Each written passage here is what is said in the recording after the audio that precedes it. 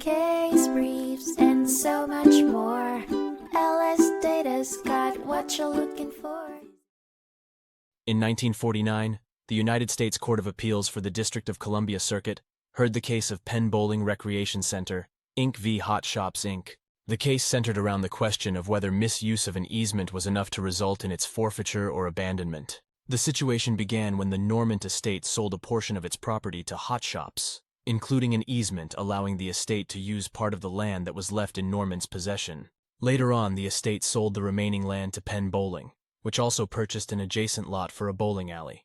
Penn Bowling utilized the easement for the benefit of the adjacent lot, but Hot Shops blocked access to the easement by constructing a structure, arguing that Penn Bowling's use was beyond the scope of the easement. In response, Penn Bowling filed a complaint to enjoin Hot Shops from blocking the easement. Hot Shoppies denied Penn Bowling's right to use the easement, requesting a permanent injunction against its use, and a judgment declaring it permanently forfeited. The district court granted Hot Shop's motion for summary judgment, prompting Penn Bowling to appeal. The appellate court found in favor of Penn Bowling, ruling that their misuse of the easement was not sufficient to warrant forfeiture or abandonment of the right.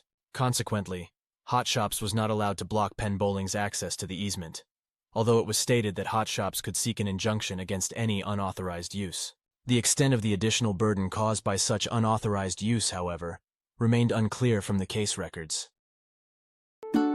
Case briefs, and so much more. LSData's got what you're looking for. Visit lsd.law, elevate your mind. Leave the stress of class.